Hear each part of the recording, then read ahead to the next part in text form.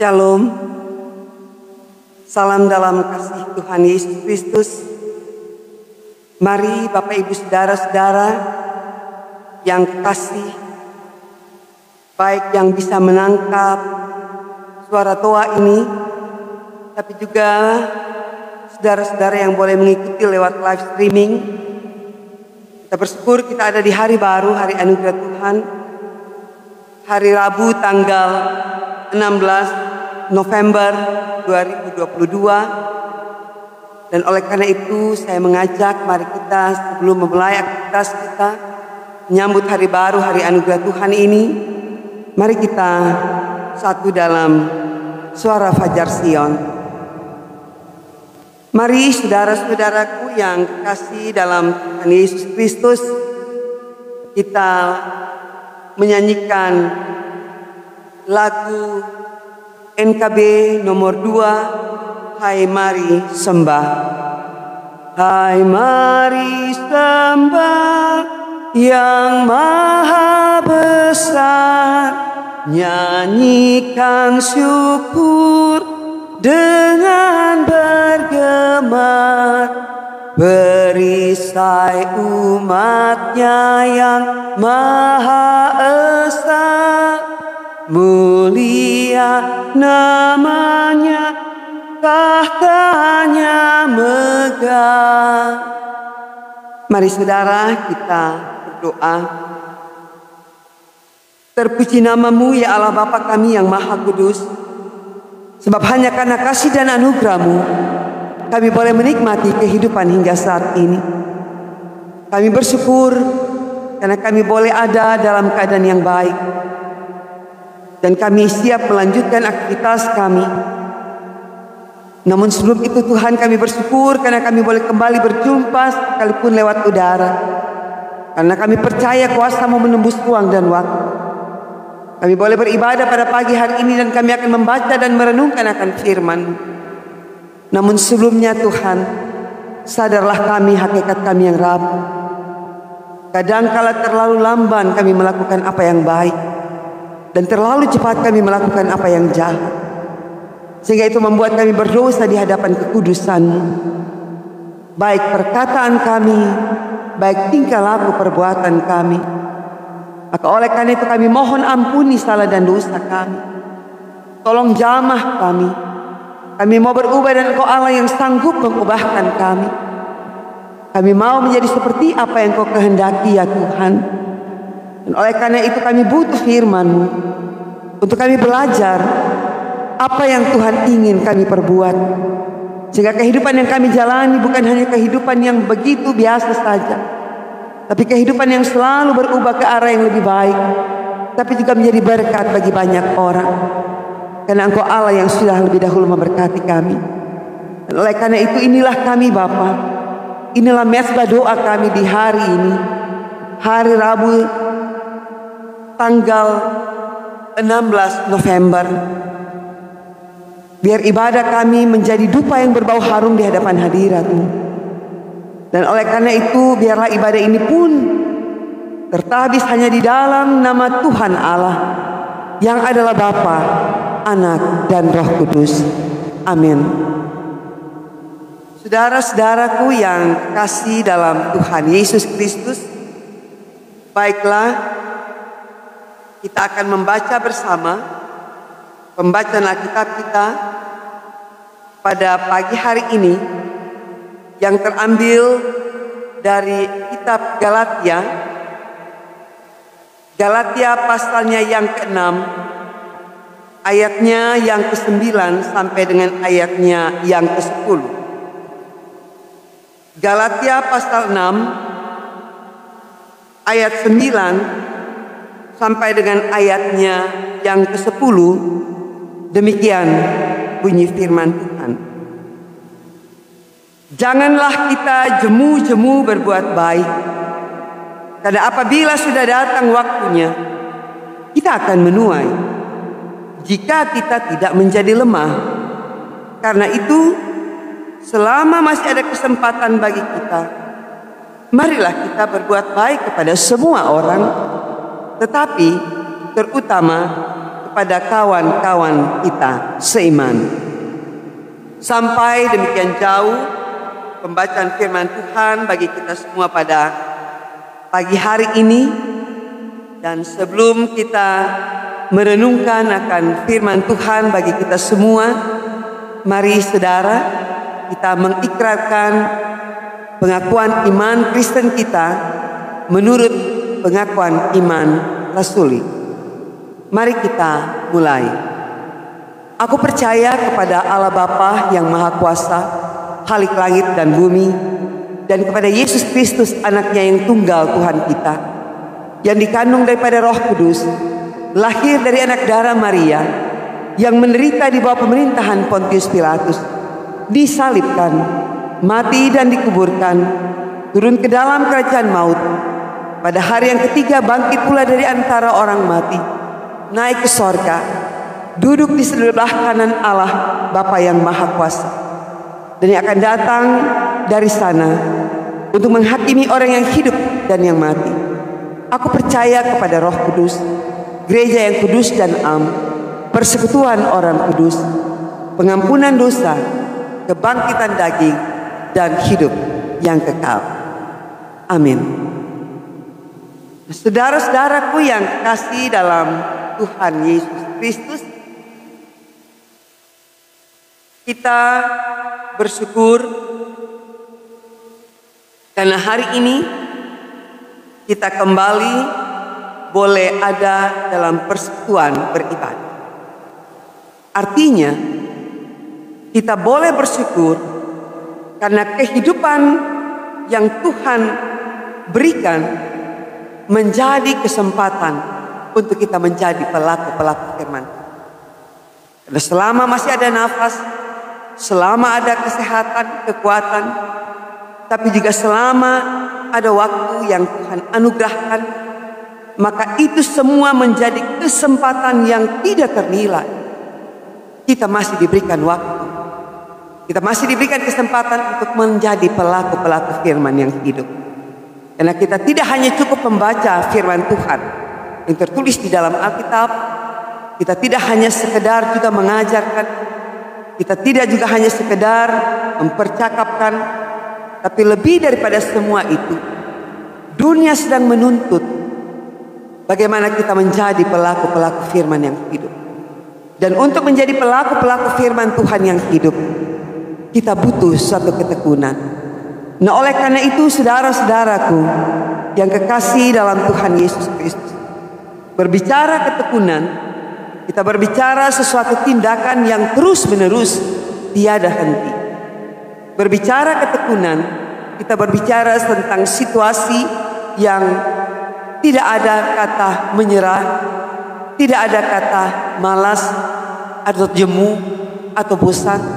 Tapi dalam situasi, dalam kondisi apapun, hal itu terus terjadi. Dan itulah ketekunan, saudara.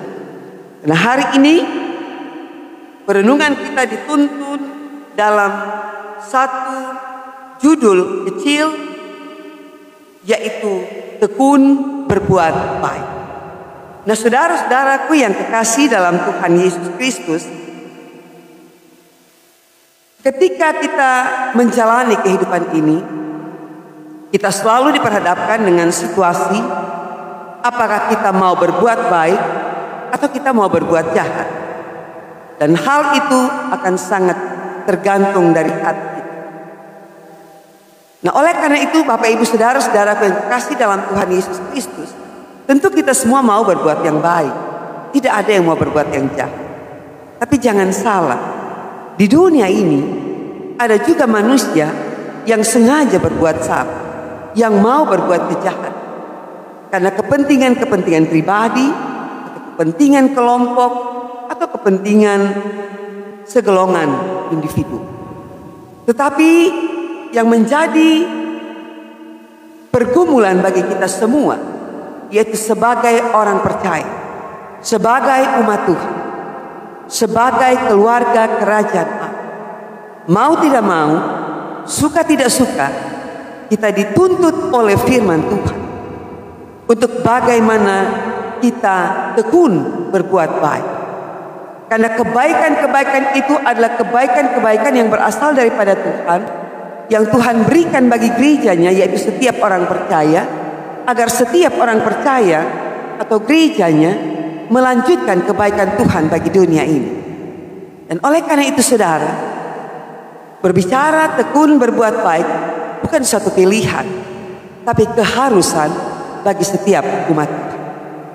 Nah, oleh karena itu pembacaan kita pada hari ini secara khusus berbicara tentang janganlah kita jemu-jemu berbuat baik. Di dalam firman-Nya dikatakan, karena apabila sudah datang waktunya kita akan menuai jika kita tidak menjadi lemah. Artinya kebaikan juga bisa tidak akan terjadi ketika kita lemah dalam hidup, ketika kita kecewa, ketika kita putus asa, ketika kita merasa tidak ada keadilan yang diperlakukan dalam hidup kita. Tetapi saudara, saya mau katakan, kita harus terus kuat berbuat baik. Karena ada waktu, firman Tuhan katakan, ada waktunya bahwa kita akan menuai. Menuai apa saudara? Menuai kebaikan-kebaikan yang sudah saudara lakukan di sepanjang kehidupan saudara. Dan penuaian apa yang kita mau tuai itu bukan berasal daripada manusia. Saya harus katakan ini. Ketika kita berbuat baik, kita tidak berpikir bahwa kita akan menuai juga kebaikan dari manusia. Karena siapapun manusia pada intinya tidak mampu membalas kebaikan dengan kebaikan. Tapi hanya karena firman Tuhan, hanya karena pekerjaan Roh Kudus, manusia dimampukan. Secara khusus bagi gereja Tuhan, setiap orang percaya akan dimampukan untuk melakukan kebaikan. Karena ada waktunya kita akan menuai. Dan kita menuai bukan karena dari manusia, sekali lagi saya ingatkan, tapi kita akan menuai dari apa yang Tuhan berikan dalam kehidupan kita. Jadi motivasinya jelas saudara, bahwa ketika saudara berbuat baik, saya mau ingatkan, jangan sekali-kali mengharapkan orang yang kita berbuat baik akan membalas kebaikan dalam kehidupan kita. Karena siapapun manusia, saya mau katakan dia punya kelemahan dan keterbatasan. Tapi kalau kita berbuat baik, kita harus ingat kita akan menuai dan Tuhanlah yang akan memberikan hasil tuaian. Nah, oleh karena itu, ajakan yang pertama dari firman Tuhan pada pagi hari ini, jangan jemu berbuat baik. Karena ada waktu untuk menuai. Mungkin kita tidak akan mengalami hasil kebaikan-kebaikan yang kita berikan kepada orang lain. Tapi kita harus ingat, ada anak cucu kita, ada generasi-generasi kita, dan Allah tidak pernah berdusta. Dia akan memberikan suatu penghargaan bagi setiap orang percaya yang mau terus berjuang untuk melakukan kebaikan-kebaikan dalam kehidupan. Sehingga saudara, kita diingatkan bahwa selama kita hidup, selama kita bernafas, maka selama itu juga adalah kesempatan yang terbaik yang Tuhan berikan untuk kita. Ayo berbuat baik. Berbuat baik kepada siapa? Dua hukum Kristus. Ketika kita minggu lalu diperhadapkan dengan 10 hukum Taurat, maka ketidakmampuan manusia untuk menggenapi hukum Taurat telah digenapi oleh Yesus Kristus sampai di atas kayu salib. Sehingga hukum Taurat menjadi landasan untuk kita melakukan hukum Kristus. Jadi tinggal dua saudara, yaitu kasih kepada Allah. Bagaimana firman Tuhan, kasihilah Tuhan Allahmu dengan segenap hatimu, dengan segenap jiwamu, dengan segenap akal budimu. Dan hukum yang kedua yang sama dengan itu ialah apa? Kasihilah sesamamu manusia seperti dirimu sendiri. Artinya, apa yang saudara mau kerjakan terhadap suami, terhadap istri, terhadap anak-anak, terhadap orang tua, terhadap sesama, kita harus ingat betul, itu kesempatan kita melakukan firman Tuhan. Kita kesempatan berbuat baik tanpa mengharapkan kebaikan menjadi imbalan kita. Karena balasan itu adalah bagian Tuhan untuk membalaskan apa yang sudah kita lakukan. Tadi di awal saya mau katakan begini, ada dua pilihan. Kita mau melakukan yang baik atau kita mau melakukan yang jahat? Apakah baik, apakah jahat? Kita akan menuai. Di hari kemarin kita berbicara tentang tabur tuai, dan hari ini kita berbicara ada waktu kita akan menuai. Jadi apapun yang mau kita kerjakan, firman Tuhan ingatkan kita akan menuai. Dan firman Tuhan pada pagi hari ini mengajak, ayo berjuang, kita berbuat baik. Sekalipun mungkin orang lain tidak menghargai kebaikan saudara, sekalipun mungkin orang lain tidak membalaskan yang baik, tetapi saya mau katakan, berbuat baik bukan persoalan antara kita dan manusia, tapi berbuat baik adalah persoalan kita dengan Tuhan. Nah, oleh karena itu saya mau mengajak kita, mari selama kita punya kesempatan untuk berbuat baik kepada semua orang. Karena firman Tuhan, hukum Kristus, kasihilah sesamamu manusia. Di sini tidak ada pengecualian. Manusia, ataupun dalam Yohanes 3 ayat 16, karena begitu besar kasih Allah akan dunia, berarti seluruhnya, seluruh orang-orang yang ada di antara kita adalah sasaran kebaikan. Seluruh orang-orang yang ada di antara kita adalah sasaran keselamatan yang mau kita bawa dalam hidup ini. Keselamatan lewat perkataan kita, lewat perbuatan kita, sehingga dunia di luar sana melihat Kristus dalam kehidupan kita. Tentu kita bukan manusia yang sempurna. Kadangkala kita lengah, kadangkala kita keliru dalam bertutur kata, dalam bertingkah laku, sehingga bukan tidak mungkin ada hati suami, ada hati istri, ada hati anak, hati sesama yang tersakiti oleh tingkah ucapkan. Tapi selama kita mau punya tekad untuk berbuat baik, mintalah Roh Kudus menolong, untuk menolong kita membenahi apa yang tidak baik, sehingga kita akan terus berjuang dan terus berjuang untuk melakukan kebaikan. Dan oleh karena itu saudara-saudaraku yang terkasih, hal yang ketiga, mengingatkan kepada kita. Karena itu selama masih ada kesempatan bagi kita, marilah kita berbuat baik kepada semua orang. Saya mau katakan di sini saudara, kesempatan kita terbatas. Kita tidak akan selamanya ada di dunia ini. Tapi kalau kita masih ada, kita boleh hidup bersama suami, bersama istri, bersama anak-anak, bersama orang tua, bahkan sesama, maka itu adalah kesempatan yang berharga. Maka pakailah dengan baik, benar, dan bertanggung jawab. Bertolong-tolonglah menanggung bebanmu. Demikian kamu memenuhi hukum Kristus. Tapi juga firman Tuhan katakan, pakailah kesempatan ini. Karena kesempatan yang Tuhan berikan tidak selamanya kita akan dapatkan. Puji Tuhan kalau saudara mendapatkan kesempatan yang kedua. Tetapi selama kita masih ada, maka kita pakai dengan baik benar kesempatan hidup, kesempatan untuk melakukan firman Tuhan. Karena firman Tuhan mengingatkan saudara dan saya bahwa berbuat baik bukanlah suatu beban, tetapi bagaimana kita meneladani gaya hidup Yesus selama dia ada di dunia ini 33 tahun. Nah, oleh karena itu biarlah berbuat baik menjadi lifestyle kita, gaya hidup orang Kristen, tapi juga harus menjadi suatu bukti yang nyata dalam tindakan dan perbuatan. Sehingga saudara-saudara yang dikasihi dalam Tuhan Yesus Kristus, saya mau katakan di sini bahwa menjadi Kristen, menjadi orang yang percaya, bukan sekedar menikmati kebaikan Tuhan Allah atau menyandang status anak Tuhan, tetapi hidup proaktif, melakukan perbuatan baik yang nyata. Nah, jika kita tidak menabur kebaikan, niscaya kita juga tidak akan menabur yang baik. Tetapi saudara, ketika kita melakukan kebaikan, apapun yang akan kita tuai, apakah orang menghargai, apakah orang menghormati, apakah orang membalas, itu bagian mereka. Tapi bagian kita adalah terus berbuat baik, karena kita tahu bahwa Tuhanlah yang akan membalas kebaikan kita. Karena kita diingatkan, apa yang kita buat dengan segenap hati seperti untuk Tuhan. Itu yang dikatakan dalam Kolose 3 ayat 23. Apapun yang kamu perbuat, perbuatlah dengan segenap hatimu seperti untuk Tuhan dan bukan untuk manusia.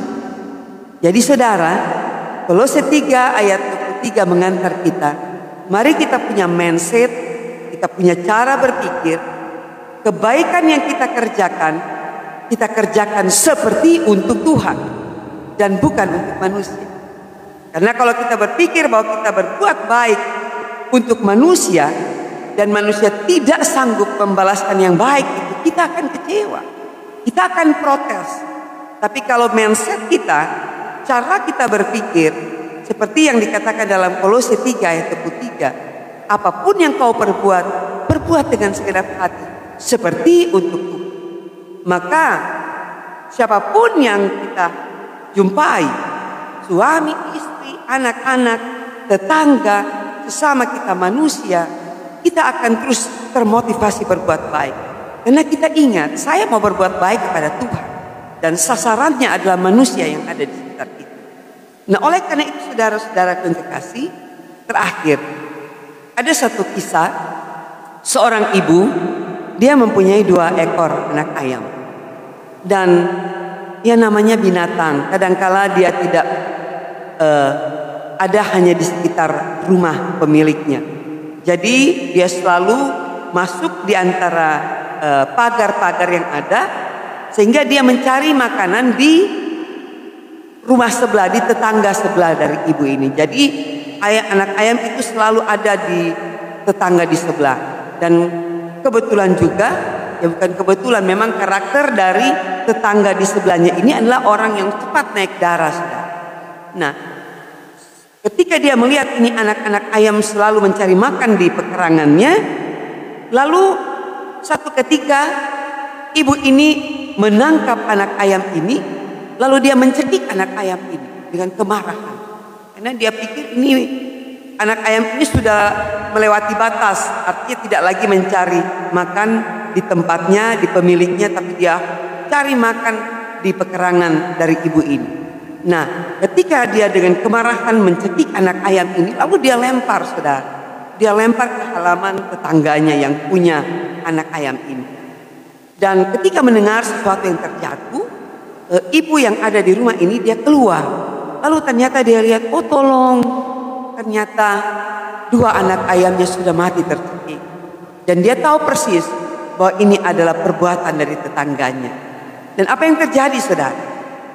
Anak ayam ini dia rebus, lalu dia cabut kulitnya dengan hati yang tentunya hancur, tapi dia punya tekad yang luar biasa.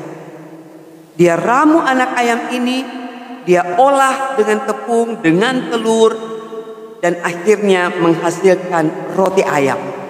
Dan apa yang terjadi, saudara?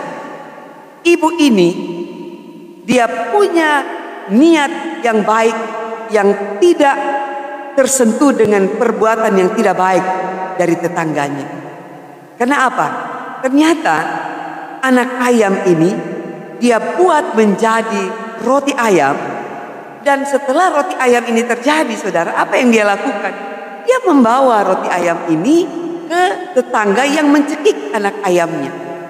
Lalu dia katakan begini, ibu, saya minta maaf kalau selama ini anak ayam saya selalu mengganggu kenyamanan ibu. Tapi mohon ibu maafkan saya dan tidak usah malu. Saya pun tahu perasaan ibu, tapi saya tulus. Saya membuat roti ayam ini supaya ayam ini masih berguna untuk kita. Dan ini sebagian untuk saya dan sebagian roti ayam ini untuk ibu. Perhatikan, saudara, perbuatan baik tidak akan terhenti sekalipun ada perbuatan jahat yang kita alami. Seperti ibu ini tadi, ayamnya sudah dicekik, bahkan dilempar, tapi dia membuat ayam yang mati ini menjadi berharga dan menjadi roti ayam. Dan dia tidak nikmati roti ayam ini sendiri, dengan ketulusan dia membawa roti ayam itu kepada ibu tetangga di sebelahnya, sehingga dia pun juga sempat minta maaf. Bayangkan, yang berbuat salah ibu ini, tapi dia minta maaf. minta maaf kalau dia salah, dan biar kita nikmati berkat Tuhan ini. Jadi mereka menikmati roti ayam. Dan apa yang terjadi? Ibu ini, saudara, dia sedih sekali, dia merasa terpukul karena ternyata kejahatannya tetangganya balas dengan kebaikan. Anak ayam yang dicekik dibalas dengan roti ayam. Artinya apa, saudara? Tekun berbuat baik ini menjadi satu proses yang tidak mudah. Tapi kalau kita punya tekad, kita punya kekuatan iman untuk selalu minta, Tuhan jadikan aku pelaku firman-Mu, agar dunia boleh melihat firman yang hidup dalam kehidupan kita. Maka bukan tidak mungkin kita menjadi seperti ibu yang punya anak ayam ini tadi. Dia terus melakukan kebaikan tanpa merasa tersakiti oleh sikap yang diberikan oleh tetangganya tadi. Artinya apa, saudara? Kita harus ingat ada hal yang kita akan renungkan di sini, bahwa membalas kasih dengan kebencian itu adalah kejahatan. Tapi membalas kasih dengan kasih itu manusiawi. Tetapi lagi, membalas kebencian dengan kebaikan itu ilahi, saudara. Jadi saya ulang ya, membalas kasih dengan kejahatan itu adalah kejahatan. Membalas kasih dengan kebencian adalah kejahatan. Membalas kejahatan dengan kejahatan itu adalah jahat. Tapi membalas kasih dengan kasih itu manusiawi. Artinya wajar. Tapi membalas kebencian dengan kasih itu ilahi. Ya, firman Tuhan kan katakan, jangan membalas kejahatan dengan kejahatan, balaslah kejahatan dengan kebaikan. Karena sekali lagi pada akhirnya itu menjadi urusan kita, antara kita dan Tuhan. Nah, oleh karena itu, saudaraku yang kekasih dalam Tuhan Yesus Kristus, selama masih ada kesempatan, mari kita terus menjadi terang dan garam bagi dunia ini, dengan berbuat baik kepada semua orang, tetapi terutama bagi kawan-kawan kita yang seiman tentunya. Karena tidak mungkin kita berbuat baik dengan semua orang lalu kita melewati kawan kita seiman. Artinya apa? Tujuan kita adalah kepada semua orang, tapi yang terutama dulu, mari kita saling berbuat baik dengan saudara-saudara kita yang seiman, sehingga semua saudara-saudara kita yang seiman bersama kita berbuat baik untuk dunia ini, untuk semua orang. Dan kita bersyukur sehingga hari ini mari kita jadikan kesempatan untuk berbuat baik, kesempatan untuk jadi berkat, sehingga kita menjadi satu kelompok persekutuan orang percaya, menjadi sebuah kesaksian yang akan membawa banyak orang datang kepada Tuhan, menjadi satu kesaksian untuk menyatakan kepada orang lain bahwa Tuhan kita Yesus Kristus adalah Tuhan yang maha baik, yang telah melakukan kebaikan kepada kita, dan kita bersama-sama melakukan kebaikan bagi dunia ini, agar dunia melihat Kristus dalam kehidupan saudara. Selamat berbuat baik, tekunlah berbuat baik. Tuhan Yesus memberkati. Amin.